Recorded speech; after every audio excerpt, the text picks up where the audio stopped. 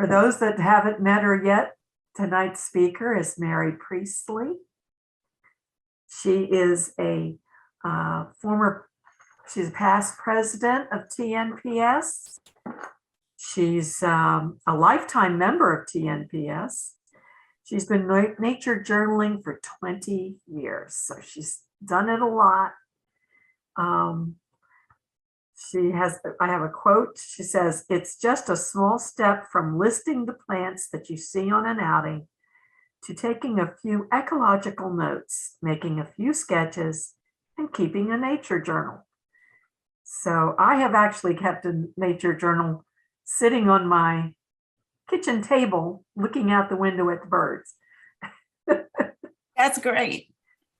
And I add my flowers and plants in when they bloom too, and anything major in the weather department. So naturalists and botanical explorers, including John Muir, William Bertram, Andre Michaud, Mark Catesby, and many others kept journals. So we're going to be exploring the joy of this practice with Mary and learn how easy it is to incorporate into our lives. And we can use it to enrich our experiences with nature. And it's a good habit to teach to the kids, but it's not a bad one for us mature folks either. As our memories start to falter a little bit, I find it nice to say, when did the first hummingbirds appear? When did my first blossoms? When did the bluebells bloom last year? When did they start? So it's nice to be able to flip the pages back a year and say, we're early this year. Oh, we're a little late. So it's very handy. Without ado, I'm going to say, Mary, welcome. I'm going to turn it over to you. If you want to share your screen at any point, the green button down at the bottom is what you click on. Great. Thank you, Karen. And thank you all so much for coming and letting me share this joy that I have and that I've been enjoying for the last 20 years, as I said. Also, I'm just thrilled that the Society is having this series. I think it's just wonderful. I have watched I watched Dennis not too long ago and enjoyed it thoroughly. So this is can you see? Now mine is kind of running off behind people's faces on the right-hand side. I don't know if there's anything I can do about that, but we'll just have to go with it. I'm seeing it fine, Mary. Okay, good. Okay, Tennessee Native Plant Society, nature journaling. I got this first slide or these quotations from this first slide from Elizabeth Farnsworth, who was co-author of the Peterson Field Guide to the Ferns and senior research ecologist at the New England Wildflower Society. And I thought, I can relate to a good bit of this. She is suggesting that her nature journals, which she keeps a nature journal, is a repository for data and I love this, corner of my eye observations, those little things that you see and that are gone in a flash, notes, sketches, and memories. Karen can relate to this. Incidental notes you take on snowfalls during the winter allow you to track year-to-year trends. If you've got your put down, when your hummingbirds come through, when your bluebells bloom, I think that's exactly what a nature journaler is up to. And then year-round, indoor, outdoor. I've been at this now year-round for 20 years. As Karen mentioned in the intro, there is quite a heritage of people who have kept journals, naturalists who have kept journals through the years. This is a delightful page from John Muir's journal to his 2,000-mile walk to the sea. We came right straight through the Hiwassee here in Tennessee. And he put little sketches of himself as he went along. Mainly, of course, it was text. But let's face it, guys, we are not John Muir, nor are we William Bartram or any of those other people. However, and this is the really the number one point I would like to make tonight. There is no particular way to nature journal or reason for nature journaling. I love the fact that Karen keeps her nature journal on her kitchen table. And you think about if you were to consider nature journaling, think about what you like to do already. Are you a birder? Do you like to make lists of plants? I'd like to do that. Do you draw? Do you take pictures? I have known 2 people who did study inventories of their piece of property. Actually 3 now that I think of it. They wanted to know what was growing there, what was living there, and they made these wonderful nature journals that were informative to them about their new little special place.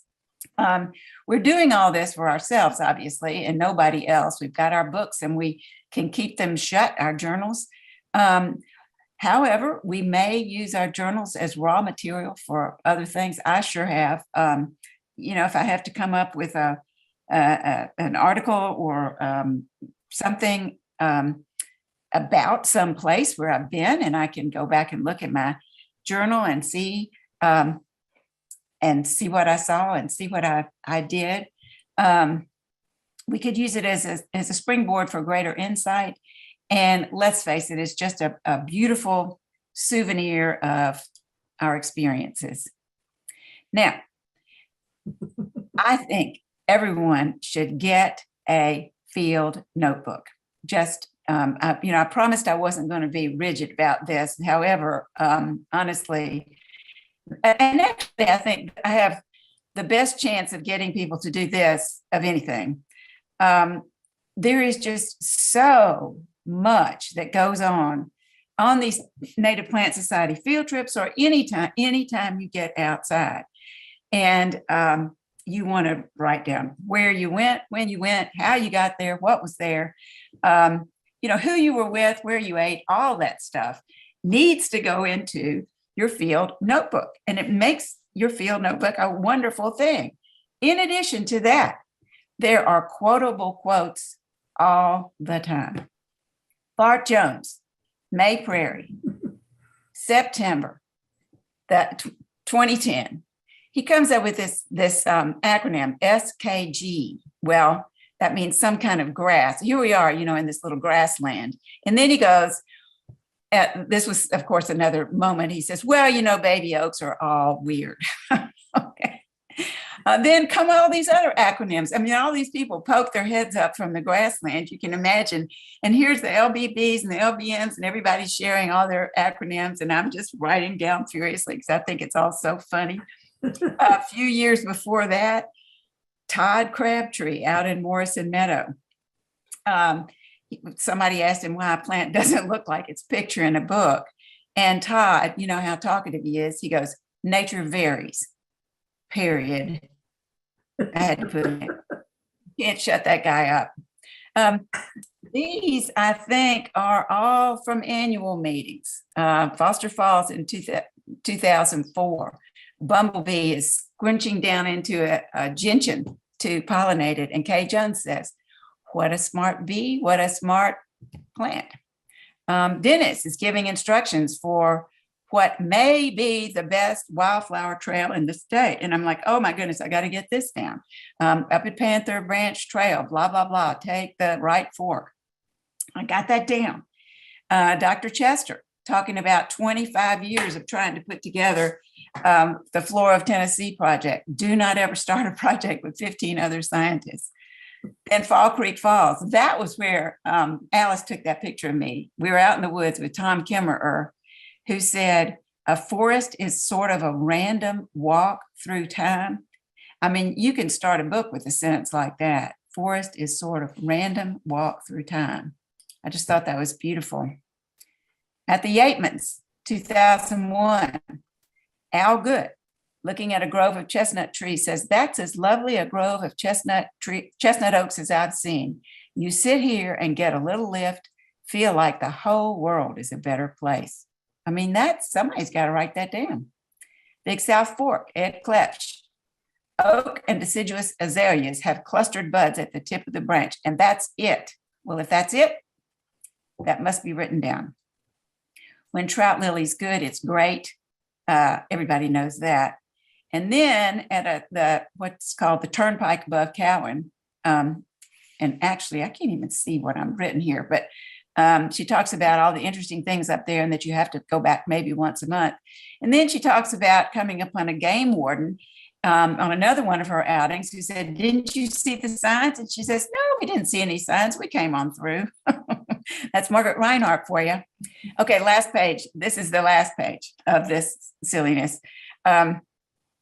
Shake Rag Hollow, 2019. And Dennis Horn, I have documented it right here and now for the Tennessee Native Plant Society. As far as I'm concerned, it's the best wildflower display in Tennessee. We'll see what he says about that.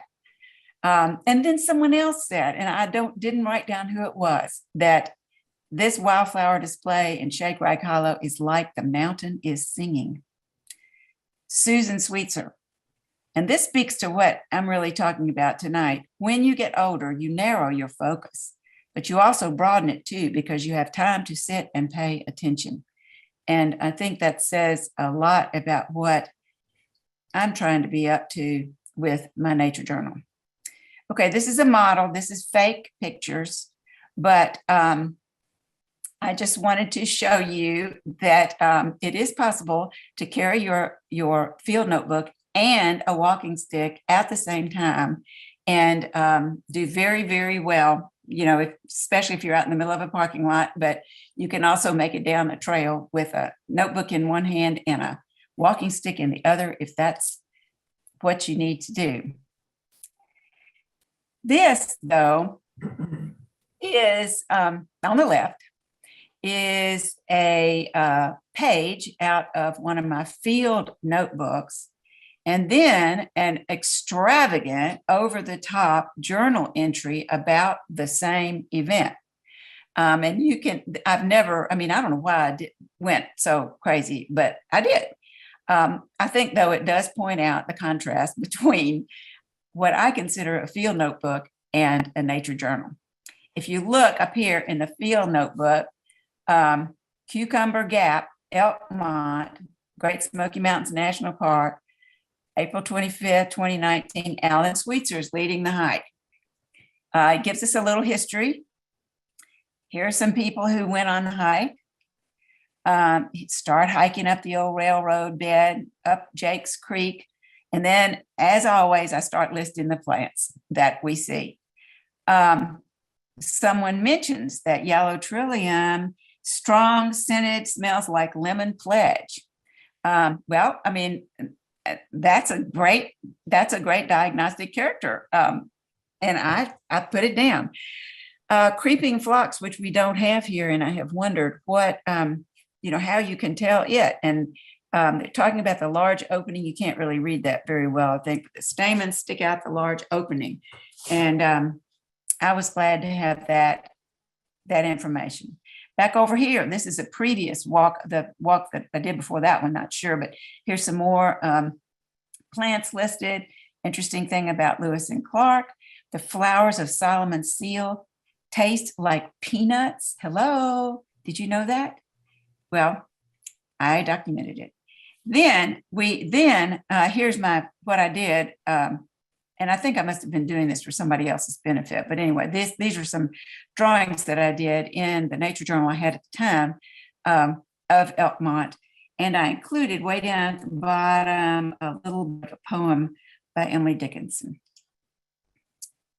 For me, and I'm really and truly, I hope that when we have the discussion at the end or Q&A or whatever, if other people keep nature journals, I hope that you'll talk about what you do.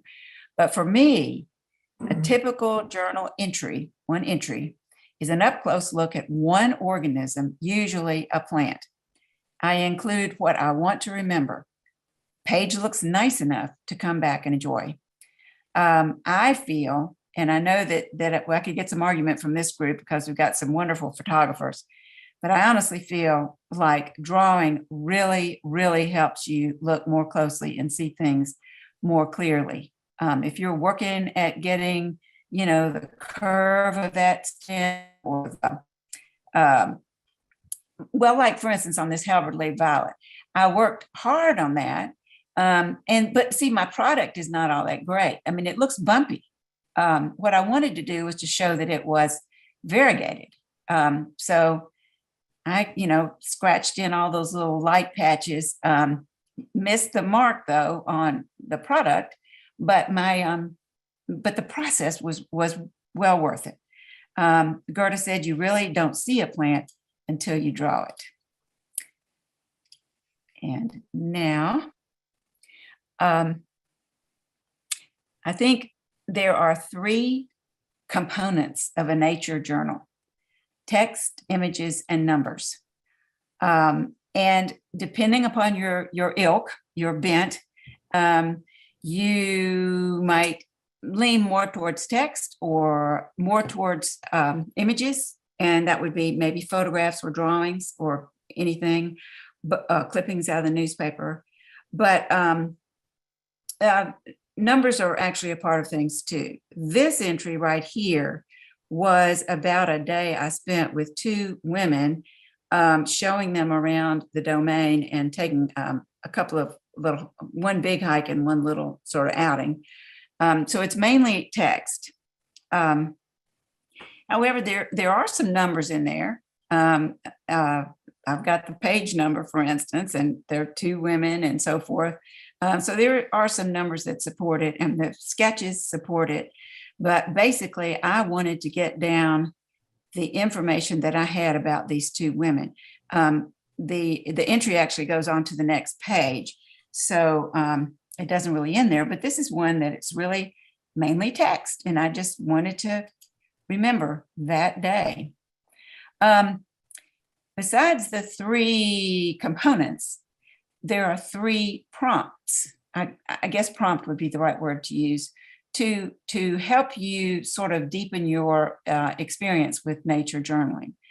The first one is really just observation, just documentation, what we've been talking about already, writing down or sketching what you see or hear, so forth. That is, I noticed. That would be the first prompt, which is the most obvious one, which is where we all start. But then after that, what questions come up? What questions come to you about what it is that you are observing? They say that good questions are better than answers. I myself, though, will probably go straight to some reference or Wikipedia or something like that to try to come up with the answers. But there are all kinds of things that you wonder about, these things that we see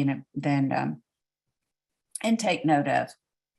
And then the third thing, this reminds me, oh, and by the way, all 3 of these came from John Muir Laws, is a really, really powerful prompt.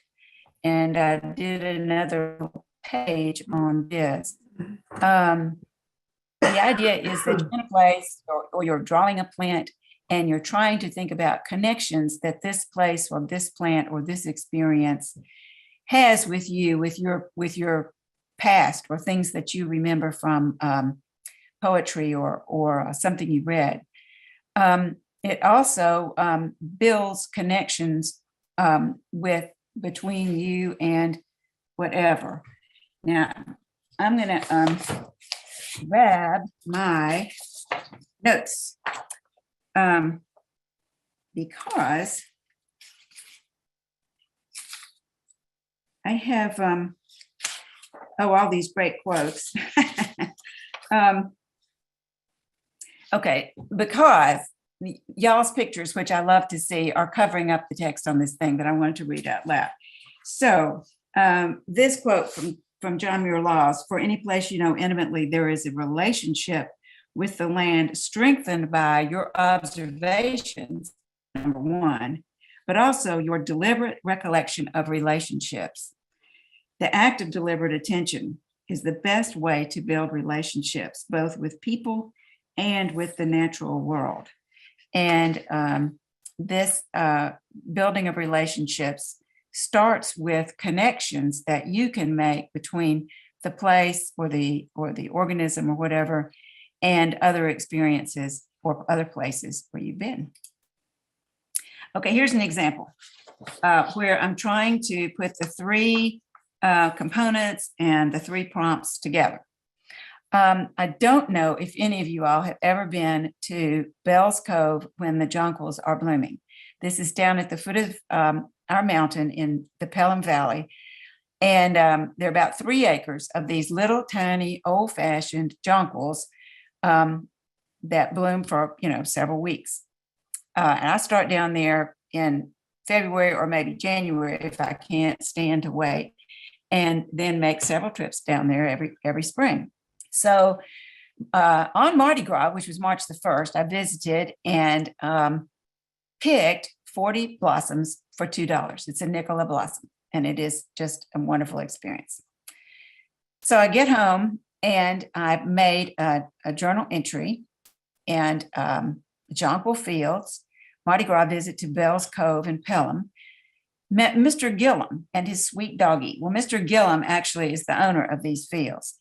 He said his grandfather had planted jonquils in rows 90 years ago. When they got too thick to bloom, they plowed the field and the blooms increased. I picked 40 at 5 cents each, planning to go back for some bulbs. Good times, lovely place, 3/1/22. Now, the thing about this visit, though, was that as I was walking out into the fields, I felt something on the back of my leg, and I look around, and it is the cutest, fluffiest, big black dog I have ever seen. And he just sat down right there when I turned around. It was just great. And it just really made, and I've been, as I say, gosh, I've been there 20 times over my life. And this visit, that little dog came up to me, and it was just special. A week later, I drew a couple of the jonquils, and you can see they're looking a little worse for wear.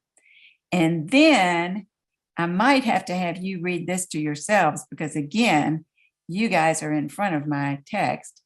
I had a dog who loved flowers, and how easily she loved them, and not in the careful way that we choose to love this blossom or that blossom, or we love or we don't love, but the way we long to be, that happy in the something of earth, that wild, that loving. And I thought, yeah, that's perfect. And that enhances my experience, and I will never forget it. Mary, in order to change your view, top right, it says view. That's what you think. I don't see. And you can do side by side speaker. Well, I don't see. Or side by side gallery. I don't seem to have any. You are screen sharing, stop share seem to be my only choices here. But that's okay. You all can read. Okay. I'll just have to leave it up to you to read. Is that all right? I'm sorry. I guess I could get rid of all these people, but I don't want to do that. Okay. This, though, is a more typical page. I draw pokeweed absolutely every year. And I love this rank weed. I just love it. And so I drew it again this year in October, pretty late actually, and wrote down a few things about it, and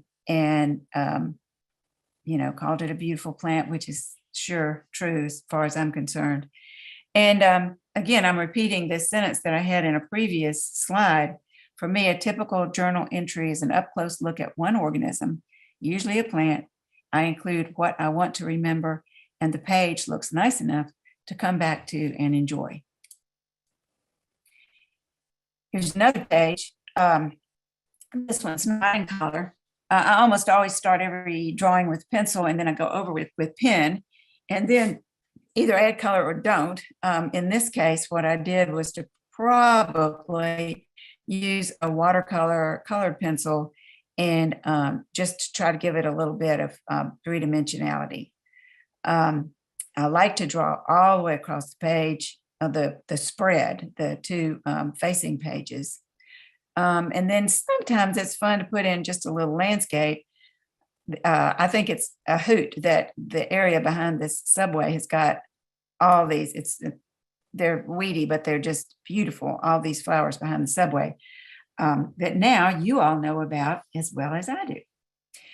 If you start drawing and want to start sketching, it sometimes when people that start, or certainly when I started, all my drawings were very small. And I found that if I put a little frame around them, it gave them enough sort of a oomph to sit there on the page and take and have their place. Cartoons are funny, and I like to do those. Anytime you have two animals interacting, you have a story. And this is one that occurred a year ago on this rock out in front of our house. There were these two black vultures standing there, and all of a sudden they made it. And I was like, I cannot believe I am here for this moment. It was so wonderful. Then these two turkey vultures arrive. And then this third turkey vulture arrives. And one of the initial turkey vultures goes over and kicks the third one off the rock, just kicks him off the rock. And you know how they don't walk very gracefully anyway. And so whomp, off goes that one. And then it came back over to stand beside its mate. Meanwhile, to the left of me, there were these three turkey vultures in this tree having these fits. And I'm like, this is just amazing right here in front of me. Then I tried to write a haiku, which is in that little yellow bubble thing, which really wasn't very good, but it was just sort of my response to what was going on. Here's another one. I love to do maps. And this is a walk that I take with a couple of friends almost every Sunday morning. It occurred to me that it would be interesting to do this as a work in progress, so that from time to time, based on what's blooming or what I see, I document that on this map. There is, see down here right down here, a great big tree fell down, and it was so rotten in the middle, it split. This other tree was standing here, and it split right down the middle. I'd never seen anything like that before. Unfortunately, this other one here has since died because it lost so much of its bark and everything. But there are all kinds of things happening, different plants up and blooming. The mountain laurel is particularly beautiful to walk through. And then I've got another patch of mountain laurel over here, these wonderful Christmas ferns. Anyway, it's a really neat path, and I guess I've walked it many, many times, and I am now slowly adding more and more observations. Oh, so then this spring, based on the fact that I love to do these maps and have been doing these little maps in my nature journal, this is an example of something that has grown out of an interest that I have nurtured through my nature journals. And this is a map of the waters of Swanee, all the named creeks, where they start, where they join up and everything. It's interesting to note that if you're familiar with the campus, there's an area called Louisiana Circle, which is where the original cornerstone for the university was laid before the Civil War. It's the highest point on the central campus. And so then if you know that, and then you say, oh, well, it makes all the sense in the world that little creek runs that way, and that little creek runs that way, and that little creek runs down here to Lost Cove, and this little creek runs down here to Hawkins Cove, and this is Shake Rag where all that's running. And it has pulled a lot together for me. I really enjoyed doing that. And again, that was an outgrowth of an interest that I really got going with the nature journaling. Don't forget you can glue stuff in, all kinds of things. One of our people in our nature journaling group, we have a nature journaling group, did some helped us dye papers with alum and leaves. And so these two pieces of paper have been dyed with these leaves. And this was right after Christmas. So I drew this amaryllis blossom on one of the papers, plopped it into some water, and it was just as fresh the second week, a week later, and I drew it again. So these are just two attempts at drawing this same amaryllis flower 1 week apart. They do a lot better than the jonquils a week later. This is something I'm just starting to get interested in doing, which is called a phenology wheel. Phenology is the responses of the natural world to the change of seasons. The first phenology wheel I did was, I did it for the month of May. And basically every day in May, I made one observation and I drew this big pie and all these slices of pie. And every slice has a different picture in it for the month of May. And it's really fun because the seasons, progress, and May 1st and May 31st look a whole lot different from each other. Then I decided to try doing it right around the equinoxes and solstices. And so this is the one that I did right around the autumnal equinox. And we had a mink, these mink over at Fiery Gizzard were tumbling down the, I guess they were playing and just screaming in Fiery Gizzard when I was down there on the 20th. Full moon the next day, autumnal equinox the next day. This is obviously late September. And then on into October. Here's October 3rd, and a little, I guess that's a black gum leaf turning red and falling down. I'm going to do this sort of thing, I think, with the nature journaling class in the Smokies next week. Instead of doing a phenology wheel, though, I'm just going to ask everybody to do a circle, break it into the number of wedges, pie wedges, of activities that they plan to have over the course of the pilgrimage, and then put an observation in there for each one of their experiences, so that they'll have, in a very compact and I think attractive way, a picture of all the things that they did at the pilgrimage that week. Okay, getting started. I suggest, if you want to try to do this and haven't already started, or if you want to start up again, I suggest buying a bound, unlined journal rather than spiral, just because I really like to draw all the way across the page, and that ditch in the middle doesn't help it. I'm a coward, and so I start my drawings with pencil and then go to pen. My two favorite ones are Uniball, which is a pretty thick, actually, ink, and then Micron, which is an artist type pen that comes in a lot of different widths. I buy either just black or sepia. They have a lot of colors of the Micron. I haven't gotten into the colors yet. And then, so then you've got your blank journal, and I leave a few blank pages for the title page and the table of contents. Then later I did this title page here, got this great poem of Mary Oliver's, cut up this painting I was tired of looking at. And so this is my title page. This is my current journal, and it's not quite finished. So when it is finished, right down here, I'll put the dates, the beginning and ending dates.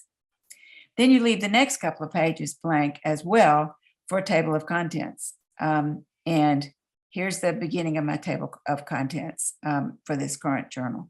Turns out that I ran out of room, and I've had to continue this on the last page of the book, but that's okay. And then if your journal does not already have a little envelope in the back, and a lot of them do have a little envelope as part of it, stick an envelope in there for stuff that you will just pick up that you may want to incorporate in your entries or may not want to incorporate. But this on the left is a clear plastic envelope that's in the back of another one of my journals. And that kind of thing you start picking up and may or may not incorporate. Then the terror, the fear of actually starting to draw in this beautiful new pristine book that you have purchased.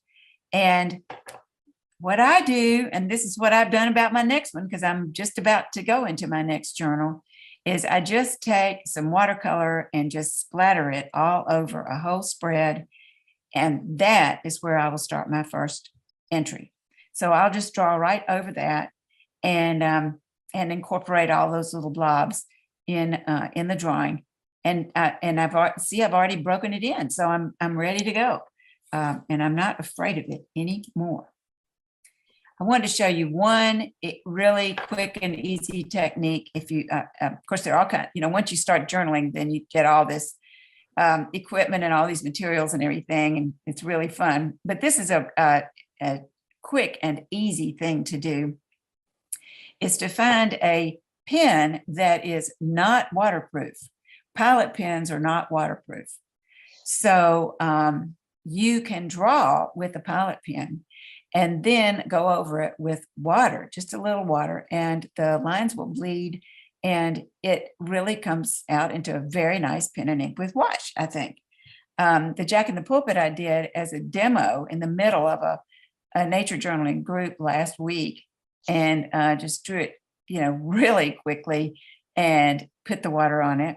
And then this trout lily, I took a little bit more time with on my own. I'm not really all that good at it, but honestly, I don't think you have to be all that good at it. I think they're perfectly fine little drawings, and they would go great in your field, not in your field notebook. Do not use pilot ink on your field notebook because it will run as soon as you get your notebook in the rain. Pilot is for your nature journal, which stays inside. This, though, is the key right here. This is how you keep nature journaling for 20 years. You get yourself a group of people who also want to do it with you. This was what we called ourselves the Dead Plant Society. Jill Carpenter on the far left got us all together. She was our organizer. We had more people than this from time to time. You may recognize the two in the middle, Mary Davis and Yolande Gottfried, who are both members of the Native Plant Society. Jean Yateman is on the other side of Yolande. But we gathered every week, once a week, every week. And then Jill just, I think, just couldn't host it anymore. And she was so apologetic. I just thanked her for the time that she had spent and promised her that I would always nature journal, which I'm doing it right on into my golden years. Here I am doing it still. And talked the director of the Swanee Herbarium into sponsoring a nature journaling group. And so we now meet on Thursday mornings. There are 15 or 16 people on my email list. It's I think it's growing, and it's a whole lot of fun. And I would love for any of you to join or just drop in. Don't drop in unannounced because no telling where we'll be. This is a picture of us out at one of the members' houses. Well, we've come just about to the end. Karen and I discussed earlier in the day this 4-page handout that I've prepared and sent to her by email, and I think she's going to post it on the web page of the TNPS webpage. Yes, I'll post it next to the video. Great. On the seminars page of the website. Great. Thank you so much. So if there's anybody interested in this sort of detail, that's where it'll be. There are, of course, heaps and heaps of resources out there. These are 3 that I selected just because, John Muir Laws on the far left is really has come to be quite a guru of nature journaling. He's got a lot of stuff on the web, a lot of free stuff on the web. lessons and things, and his written books like this one right here. On the far right, Kathy Johnson is just a wonderful artist and person, and I really enjoy watching her on the web as well. This Artist Journal Workshop has got a chapter in it about nature journaling.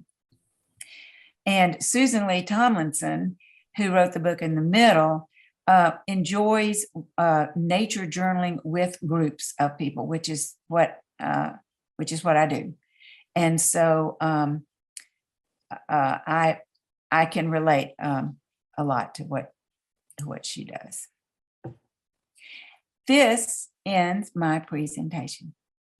I hope that I know, let's see, if Latham is up here, he does. Let me stop sharing. Oh, that was wonderful. Thank you, Mary. Oh, you're welcome. Let's open the floor to questions then. Or comments or statements, comments. Anybody with something they want to say or a question that they have? Or a story to tell about? Yeah. A few comments. I've got a question. So, Mary, do you work in pencils? I mean, what would you recommend?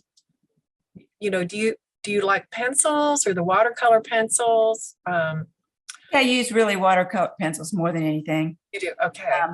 They're handy. Starting with pen, I think they're handy, easy. Yeah.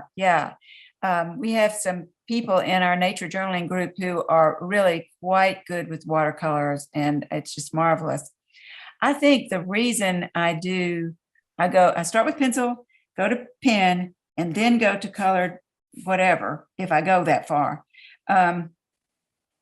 Because I can't really see my pencil lines all that well, and I can see my pen lines. So it's really sort of, okay, now I can see what I'm doing. Now I can go into color, whereas I think I would be afraid to do color and then ink, although a lot of people do it in that order. So, it's up to you. Kim, what do you use? I'm just a loser at this, really. I'm so anal. It's got to all be perfect, or and as a biologist, I'm doing sketches all the time for classes, but then when it comes to something I'm doing, it's just loosey goosey. If I have to just make it perfect, then I just shut down emotionally. Oh, so I'm really excited. Well, we could start a support group. I may just come up to Swanee on one of those Thursday mornings and hang out with you guys. So, boy, would that be fun. We would love that. I feel inspired. I had a question. Do you use your field journal as a reference point for your nature journal? I have, although rarely. I find that those are really two very separate things, I think. The nature journal is just the way we've got set up our little group. We bring something to nature journaling group every week, and occasionally I do entries on my own separate from that. The one with the jonquil fields was done separately from that, but I think those are two different things. I really do, and I think they are fodder. Both serve as fodder for other projects and things separately. So the field notebook is just notes that but it's notes you take when you're on walk about phenomenon you see, and exactly. The journal is more in depth on one thing and somewhat more poetic. Yes, gosh, that's well put. Yeah, and I mean the field notebook is a lot of times I'm walking and writing at the same time, trying to make it at least legible, but the other, I try to really neaten up my handwriting and things to make it nicer. Thank you. There's one question in the chat that I think probably covers a lot of us. It says, I can barely draw stick people. Any suggestions on how to get started for someone who has no drawing ability? Thanks. Oh, wow. Well, you just simply have to start drawing. I mean, that's all there is to it, really. It has been so interesting, and some people here who are in our group can jump in and share that we have in our group people range from having been in the group for one session to having been in the group for like 6 months and never drew before they came in. So they're sitting there. And I mean, I think that would be really pretty tough to come in and you're sitting around the table with these people who have been drawing for 20 years, some of them, or 15 years, some of them. And they've been having, they thought they might like to start drawing. And so here they are. And they just simply start. And it's just phenomenal. I guess it's just like anything else. It's a skill like anything else. This business of I'm sure that there are talented, very talented artists that as far as drawing is concerned and trying to make a drawing that is representational of something, that's a skill. And you just have to keep doing it. So, what would be really cool, Karen, is if somebody would from one of your field trips that the society takes, if someone did a sketch or two as part of their report on the trip, that would be really, really extra cool. That would be inspiring. It would. It would. Well, in regard to making notes, it is hard to make notes while you're walking, but then you try to identify that later. And on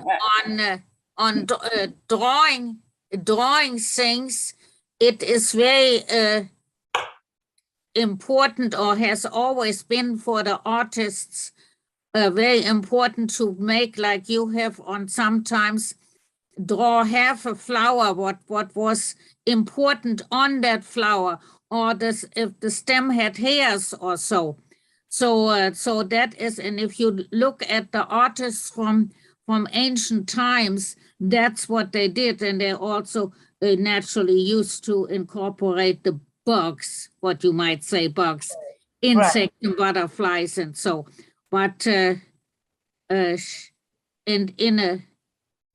got my father's books, and they are done from paintings, and you can see more things in that than you can in a photograph at times. Yeah, but I think that's true. On your notes, write that. Make a drawing of that crooked seed pod or so that way you remember and continue studying those plants wherever the dandelion is one of those things I love to study in all books that I can find, no matter from which century they are. Yeah, there's some beautiful, beautiful scientific illustration in those books, and you're right. I mean, these field guides where they're like Peterson's, that has these drawings and little arrows to the diagnostic features. That's very, very hard to duplicate that in a photograph, I think. I have a comment. Can you hear me? Yes. You can hear me? Yes.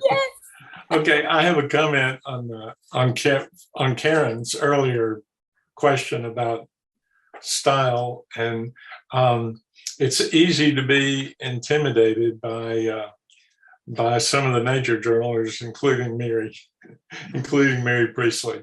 My suggestion is, or my thought is, that everybody has a style, and it may not be a perfect style, but everybody can have a style, and it's just important to find out what that is and it's helpful to have a sense of humor about it. So that sometimes your drawings might look funny, but just laugh about it because that's your style, and it can be lots of fun. Anyway, that's my That's comment. great. That's great. Thank you. I can give one example of something that happened when my son was young. He wanted to draw a picture of his dog, but at 7 years old, he told me he couldn't draw. He couldn't draw yet. I said, of course you can draw. You can draw your dog. She's such a sweetheart. Can you draw a heart? He said, yes. I said, draw a heart. So he drew a heart. I said, okay, give it a head and some ears and a tongue, and give it 4 legs and a tail that's a wagon. You've got your puppy dog. You just have to simplify, even if it's down to a stick figure to start with, like Mary suggested. Stick figures can still communicate. And gradually that stick figure is going to get more and more shape to it.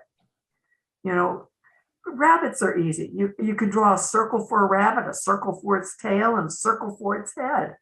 You know, and then you stick a couple ears on it. You got a rabbit. How many of those rabbits have we seen in the last week? Oh, so true. Yeah. So true. You just have to simplify it down to what you can manage and start there. Right. I think if you think it would be a way to increase your enjoyment of nature, then go for it. And and also, I honestly don't think I have ever seen a bad pen and ink drawing, if you want to know the truth.